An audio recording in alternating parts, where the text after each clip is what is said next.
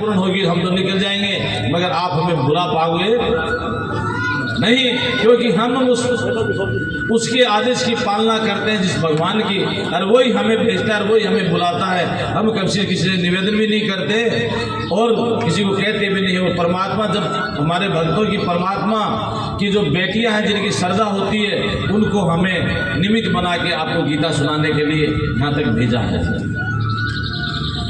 तो कहता है अर्जुन बोले, संजय बोले, तम तथा कृपयाष्टम असुरपूर्णम कुलक्षणम ऋषि दंतमितम उवाच मधुसूदन।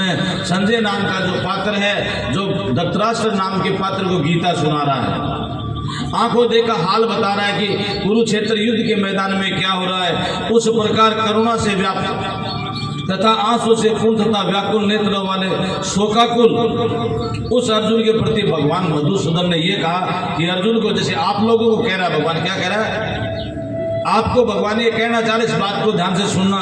कुतस्त्वा कस्मलमिदं विस्मय समुपस्थितम अनार्जुष्टम ऐश्वर्यम अकीर्ति कर्म अर्जुना।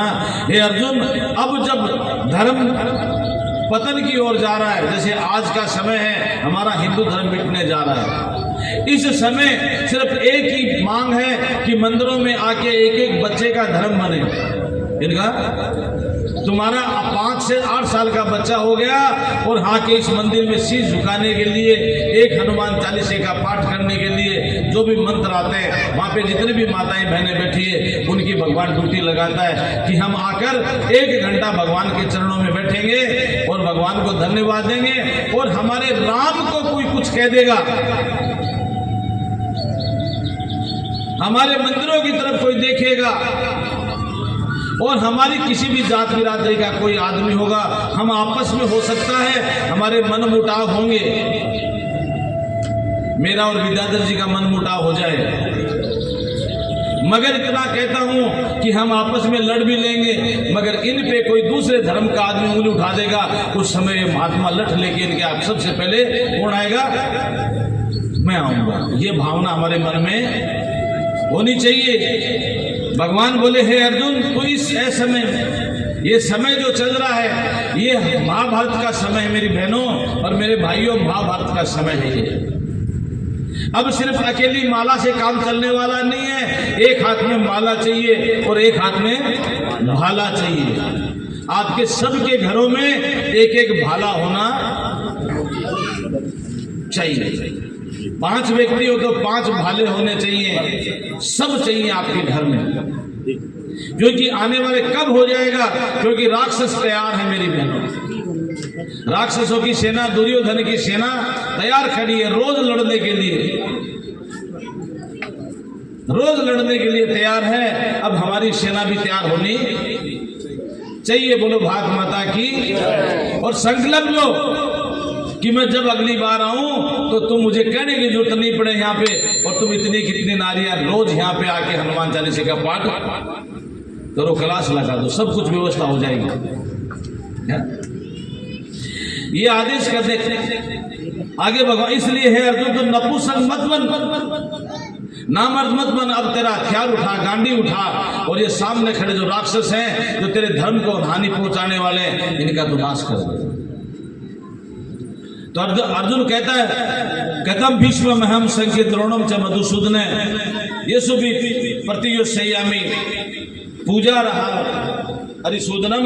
ये मेरे गुरु खड़े सामने, क्या कहता है, द्रोणाचार्य, कृपाचार्य, भीष्म जो है मेरे दादा परदादा है, आप कैसे कह दें, मैं इनको कैसे मार डालूं।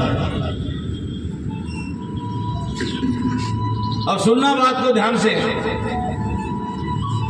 अर्जुन कहता है कि कैसे मारूं मैं, ये मेरे सामने मेरे जो गुरु खड़े हैं, इनको कैसे मैं मारूं। जब भगवान कहते हैं कि रे मूर्ख, पहले बात तो सुन। प्रश्न करने से भगवान कहते हैं, ऐसोचा ना सोचो संप्रज्ञावादास भाष से गतासूर से नानु सोचंती पंडिता। मेरे से ज्यादा ज्ञानियों की भाषा में बात मत कर। और जब ये गीता पढ़ी जा रही थी तो सब लोग भगवान कृष्ण को बुरा भला कह रहे थे कि अर्जुन तो लड़ना नहीं चाहता, अर्जुन तो लड़ना नहीं चाह रहे, पर कृष्ण बुरा आदमी है, ये लड़वाना चाहता है। अब आपको पता हो विद्याधर जी कि मैं आपको मारूंगा, तो आपको क्या करना चाहिए, नहीं मरना तो शेर की मौत मरना, क्या करना, लड़के मरना। जैसे महारानी लक्ष्मीबाई लड़ी, रानी हिडम्बा लड़ी, हाडी की रानी लड़ी। कभी बिना लड़े हार मारना, और राक्षसों से तो मारना ही नहीं है। महाराणा प्रताप के लिए कहा ना कि जननी जने तो भक्त जन या जाता या नहीं तो रही जे बागड़ी क्यों गवावे नूर, कि अपनी औलाद को भी इतनी अच्छी बनाना जैसे महाराणा प्रताप थे। हम राम की पूजा करते हैं मेरी बहनों, हमने सिर्फ राम को पढ़ा है। राम को सिर्फ 14 वर्ष का वनवास हुआ था, और महाराणा प्रताप तो 36 वर्ष जंगल में रहा, घास की रोटी खाई, और बेटी ने भूख के हमारे जन्म प्राण त्याग दिए, मगर धर्म नहीं छोड़ा उस राजा ने। ऐसा वीरों की जननी हो आप छतरानी हो। ऐसे संस्कार होने चाहिए कि बेटा कम से कम भी महाराणा प्रताप के जैसे जीवो, मत डराओ इनको कि खुद धर्म रक्षते धर्म, कि धर्म की रक्षा करो बेटा। धर्म जिंदा है तो हम जिंदा हैं, और धर्म मर गया तो हम भी। तो पहले कहते हैं ऐसा तो मूर्ख बात तो समझ ले जीने मरने की, कि इस धरती पे कोई मरता है क्या? कोई मरता है क्या? पहले ये तो समझ, तब मैं तुम्हें ये बताता हूं कि ये चित्र की तरफ देखो गौर से। ये किस चीज का चित्र है? ये जो चित्र लगा दिखाई दे रहा सबको, भगवान कृष्ण और अर्जुन का। ये फोटो किसकी है? किस पे बैठे? रथ पे बैठे, रथ है ये रथ का चित्र नहीं है, हमारा चित्र है। किसका चित्र है? ये हमारा चित्र नहीं, ये हमारी फोटो है। भगवान कृष्ण क्या कर रहे हैं? रथ चला रहे हैं। रथ चला रहे हैं। किसका रथ है ये? अर्जुन का। इस रथ का मालिक कौन है? अर्जुन। अर्जुन इसका मालिक है। ये 5 तत्वों से बना ये शरीर है। कितने तत्वों से बना है? ये 5 तत्वों से बना हुआ शरीर है। इसमें 5 कर्म की इंद्रियां और 5 ज्ञान की इंद्रियां। ये घोड़े हैं, ज्ञान के घोड़े जो बाहर दौड़ रहे हैं। आंखें देखने के लिए दौड़ रही हैं, कान सुनने के लिए दौड़ रहे हैं, जीभ स्वाद लेने के लिए दौड़ रही है, त्वचा स्पर्श करने के लिए दौड़ रही है, अपने नासिका सुगंध के लिए दौड़ रही है। ये 5 इंद्रियां के घोड़े हैं। मगर भगवान रथ चलाने का मतलब है कि ये रथ तो है, इसके मालिक भी हम हैं, मगर ये शरीर रूपी रथ चल रहा है, ये भगवान की कृपा से चल रहा है। किससे चल रहा है? भगवान की कृपा से। जिस दिन भगवान नहीं चाहेगा उस दिन ये रथ 1 मिनट भी आगे, 1 मिनट में 1 सेकंड भी नहीं चलेगा।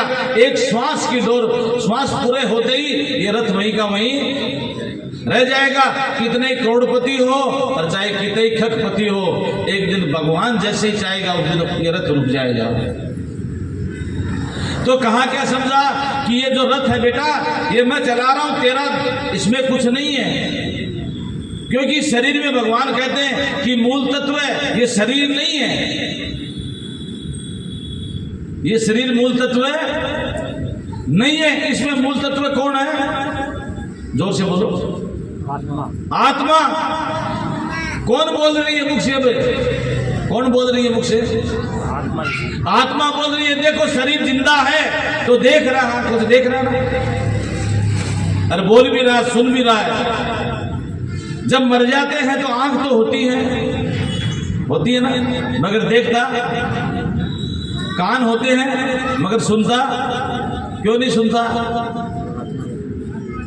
क्योंकि जो सुन रहा है, जो देख रहा है, जो बोल रहा है, वो इसमें से अलग हो गया। इसी प्रकार जैसे इस मोबाइल में से हम लोग सिम को बाहर निकालें, फिर ये खोखा बजता है मरा हुआ, इसमें कुछ भी। ये जब तक इस सिम है तब तक इसमें कुछ भी कर लो। जैसे ही शरीर में आत्मा है वो बाहर हो जाती है तो ये शरीर खोखा बजता है। अब तुम लोग समझो कि वाकई ये आत्मा है क्या इस शरीर में? इस बात को समझना चाहिए ना कि ये आत्मा है कि है क्या इसमें शरीर में। देखो इस बात को समझो। मैं जैसे जैसे बोलूं आप वैसे वैसे करना। सीधे बैठो सब लोग एक बार, कि वाकई ये आत्मा है क्या इस शरीर में। मैं जैसे बोलूं वैसे जोर से बोल के जवाब देना है। क्या करना है? ऐसे करो हाथ। ये क्या है? हाथ। किसके हाथ? मेरे। किसके हाथ है? आत्मा ये। जोर से बोलो। आत्मा ये। मेरे हाथ है। मेरे। क्या बोलोगे? मेरे हाथ है। ये क्या है? मेरे हाथ है। ये क्या है? सर पे रखो। क्या है? मेरा सिर। सर किसका सर? मेरा। किसका सर? आवाज आनी चाहिए। मेरा सर। किसका सर? ये क्या है? किसकी आंख? किसकी आंख? ये क्या है? किसका नाक? ये क्या है? किसका मुख? ये क्या है? किसका कान? ये क्या है? किसके पैर? फिर तू कौन? आत्मा। ये कौन आदमी है जो बोलता है ये मेरा हाथ है, ये मेरी आंख है, ये मेरा सर है, ये मेरा कान है? अरे ये यही हो तुम। ये आत्मा कह रही है। बोलो सच्चिदानंद भगवान की। आई क्या बात समझ? कौन बोल रही है? ये तुम बोल रहे हो कि ये मेरा सर है। क्या है? ये मेरी आंख है। कौन देख रहा है आंखों में से? मैं देख रहा हूं। आंखों के भीतर से कौन देख रहा है? आत्मा देख रही है। तुम देख रहे हो। यहां बैठे हुए हैं, जैसे ड्राइवर आगे वाली सीट पे ड्राइवर बैठा हुआ है, गाड़ी चलाता है। ड्राइवर उतर जाए तो गाड़ी चल जाएगी क्या? ऐसे ही ये आत्मा, इसके भीतर से आत्मा देख रही है। आत्मा से समझ में आई बात? ये आत्मा सब कुछ देख रही है। गाओ फिर जोर से। श्री कृष्ण गोविंद हे मुरारी हे नाथ नारायण। श्री कृष्ण गोविंद हे नाथ नारायण। हे नाथ नारायण वासुदेवा। हे नाथ नारायण। तो भगवान समझा रहे थे, मूर्ख, ये आत्मा जो है मैंने बड़ी अलबेली चीज बनाई है, कोई साधारण चीज नहीं है। ये जो भीतर बोल रही है ना, ये साधारण नहीं हो। तुम लोग साधारण नहीं हो। ये आत्मा साधारण नहीं है। भगवान समझाते ये शरीर मरता, कभी आत्मा मरती। आत्मा तुम जो हो, जीने मरने का भय छोड़ दो आज से। क्या छोड़ दो? जीने मरने का भय। कि हम कभी मरे भी नहीं थे और आगे मरोगे भी, और ये शरीर कभी रहेगा नहीं। ये शरीर ऐसे तो, ये तो शरीर तो भगवान कहते कैसी विशाल आत्मा है ये छोटी मोटी नहीं है। ये छोटी मोटी नहीं है। ये आत्मा जो है सूर्य से भी बड़ी है। कितनी बड़ी है? ये तारागण दिखाई देते हैं तुम्हें ऊपर, ये सारी आत्माएं हैं। 9 करोड़ किलोमीटर की दूरी पे सूर्य स्थित है, और उससे उतनी दूरी पे ये तारे दिखाई देते हैं। सारी आत्माएं हैं। ये आत्मा सूर्य से भी बड़ी है, सूर्य से विशाल है। ये चेतना है। क्या है? ये चेतन है, और सारी प्रकृति जड़ है। क्या है? यही बताती है। ये चेतन होता है। चेतन किसका नाम है? चेतन उसका नाम है जो अपने आप को जानती है, और जो भगवान को जानती है वो चेतन है। दो चीजें होती है, एक जड़ और एक चेतन। जड़ वो होता है जो अपने आप को भी नहीं जानता और भगवान को भी नहीं जानता। ये शरीर तो जड़ है, ये कुछ नहीं जानता है। ये इसमें आत्मा चेतना उतनी देर बोल रहा है जब तक आत्मा इसके भीतर है। जैसे ही आत्मा इससे अलग होगी, ये शरीर किसी काम का, इसमें 6 घंटे 12 घंटे बाद में इसमें से बदबू आने लग जाती है। ये आत्मा है, पवित्र है, ये परम पवित्र है आत्मा। जब तक ये शरीर के अंदर है, ये शरीर कितना अच्छा रहता है। और आत्मा जब निकल जाएगी तो 12 घंटे बाद में इस शरीर से बदबू आने सड़ने लग जाएगी। तो भगवान कहते हैं ये आत्मा बड़ी मजबूत है। इस आत्मा को कोई मार नहीं सकता। नैनम छिंदती सचराणी नैनम दहती पावका न चैनम क्लेदंते आपको न शोषयति मारुत है। इसमें हवा में इतनी ताकत नहीं है कि इस आत्मा को सुखा सके। सारी दुनिया की अग्नि इकट्ठी कर लो तो इस आत्मा को जला नहीं सकती। वो हो तुम, कौन हो? इस आत्मा को तुम्हें को जला नहीं सकता कोई। मान को दुनिया में ऐसा कोई अस्त्र शस्त्र नहीं बना जो इस आत्मा को काट सके। नैनम छिंदती ससराणी नैनम दहती पावका न चैनम क्लेदंते आपको न शोषयति मारुत है कि इसमें हवा में इतनी ताकत नहीं है, अग्नि में इतनी ताकत नहीं है, जल में इतनी ताकत नहीं है कि इस आत्मा को भिगो सके। वो तत्व है मैं ये आत्मा, ये चेतना है। इस प्रकृति इस ब्रह्मांड का सबसे श्रेष्ठ चीज का नाम है आत्मा, जो हम हैं। 84 लाख आत्मा और भी है, मगर सबसे चेतन आत्मा है वो हम हैं। कौन है? ये मनुष्य आत्मा। मगर क्या है कि हम लोग कहते हैं, मगर भगवान आगे कहते हैं ऐ व्यक्ति तो ये परी आत्मा दिखाई नहीं देती। क्या करती है ये आत्मा? दिखाई देती, सबको देखती है और खुद को देखना भूल जाती है, खुद को नहीं देख पाती। जैसे ये आंखें हैं, ये आंखें हैं, ये सबको देखती हैं और खुद को नहीं। इसके लिए क्या चाहिए? दर्पण, आईना चाहिए, दर्पण चाहिए। तो गुरु कौन होता है? गुरु नाम दर्पण का है। गुरु कौन है? गुरु नाम दर्पण का है, गुरु नाम आईने का है। और जो आत्मा के विषय में बताई वही गुरु है। हमें हमसे मिलाई। कहते सतगुरु के दरबार में जाइए बारंबार, सतगुरु के दरबार में जाइए बारंबार, भूली वस्तु बताई सी मेरे सतगुरु हैं दातार। क्या भूल गए? सब तो याद है, सब कुछ याद है। घर में क्या क्या है, कितने मकान हैं, कितना रुपया है, कितने कपड़े हैं, कितने बच्चे हैं, सब कुछ पता है। क्या भूल गए? अपने आप को ही भूल गए। किसको भूल गए? अपने आप को ही। भगवान ने कहा ना, पहला भगवान ने कहा कि गीता सुन के अर्जुन ने कहा कि मेरा मोह नष्ट हो गया। क्या नष्ट हो गया? मेरा मोह नष्ट हो गया कि ये मेरा नहीं है, ये दुनिया, ये परमात्मा है, सब कुछ तेरी है। क्या इस धरती पे कितने के लोग आ गए?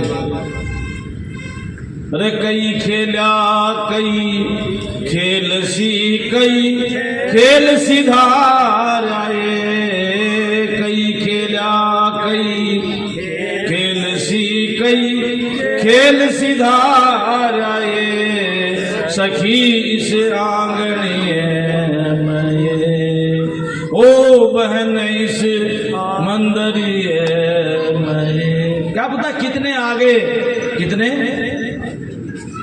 चले गए धरती में। क्या पता लाखों पीढ़ियों में हम लोग आए हैं और आके चले जाकर क्या पता कितने आएंगे, कोई गिनती नहीं है। तो ये गुरु तत्व जिंदगी में कोई सबसे बड़ा महत्व होता है कि तलाश करनी हो दो चीजों की बहुत गहनता से। 3 चीजें हैं, इनको बहुत भयंकर तलाश बहुत विवेक से करनी पड़ती हैं। 3 चीजों के लिए जितना तुम अपने घर में ध्यान रखना हो उससे 100 गुना ध्यान रखना पड़ता है। तब तत्व शांति की प्राप्ति होती है, तब सुख की प्राप्ति होती है, और तब ब्रह्म की प्राप्ति होती है, परमात्मा की प्राप्ति होती है। सबसे पहली चीज होती है कि अपने गुरु का ध्यान करना पड़ता है। गुरु कोई साधारण व्यक्ति का नाम नहीं है, गुरु कोई साधारण तत्व का नाम नहीं है।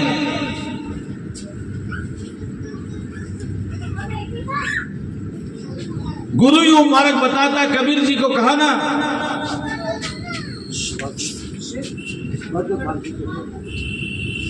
गुरु गोविंद दोनों खड़े काके लागू पाए, बलिहारी गुरु आपने गोविंद दियो बता। सारी जमात खड़ी संतों की,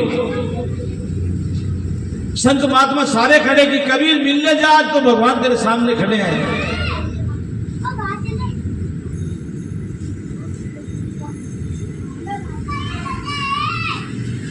जा तो चरण पकड़ ले, जिसकी तलाश थी जीवन सफल हुआ तेरा कबीर।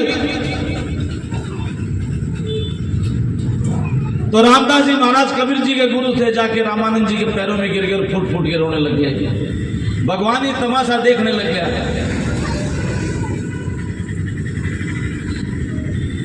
भगवान ने आशीर्वाद दिया कबीर जी को। सब लोगों ने कहा भगवान ही खड़े थे। उसने कहा कि भगवान मेरा कबीर का की औकात है कि भगवान मेरे से मिलने आए, ये तो मेरा गुरु रामानंद जी महाराज हैं, इनके आशीर्वाद से भगवान चल के आए हैं। तो पैरों में गिर गए और रोने लगे। उसने कहा खड़ा हो कबीर, क्या बात है? उसने कहा गुरुदेव धन्य हैं आप मिले जीवन में तो ये सफल हुआ, अन्यथा ये जीवन यूं ही चला जाता। तो ये एक दान की बहुत महिमा होती है। दान कहाँ और कब किया जाता है, इसको बहुत ध्यान से करना पड़ता है। इतना ध्यान से करना पड़ता है कि व्यापार करते हो ना, उसे 10 गुना ध्यान रखना पड़ता है दान के ऊपर। क्योंकि ये दान गुरु और परमात्मा ये साथ रहने वाली चीज है, जन्म जन्मांतर तक। क्या रहने हैं? साथ रहने वाली चीजें हैं। तो गीता कहती है अब एक तो ये आत्मा है जो दिखाई नहीं देती। अब आप लोग कहते हैं सब लोग कि बाबा जी चिंता बहुत रहती है। क्या रहती है? पूछा ना भाई क्या हो गया? बाबू जी चिंता से होगी, क्या करें, चिंता हो जाता है ना। तो भगवान कहते हैं अव्यक्त, इस आत्मा में चिंता नाम की कोई चीज नहीं। भगवान चिंता से मुक्त करते, तुझे चिंता करने की जरूरत नहीं है। क्योंकि ये धरती चिंता के लिए नहीं बनी है। इस धरती पे तुम चिंता करने नहीं आए हो, रोने धोने नहीं आए हो, तुम तो मौज मनाने आए हो। क्या करने आए हो? चिंता करना तो पूरा सूरत पड़ा है, तुम्हारा काम थोड़ी है बहनों। गाओ आनंद से। श्री कृष्ण गोविंद हरे मुरारी।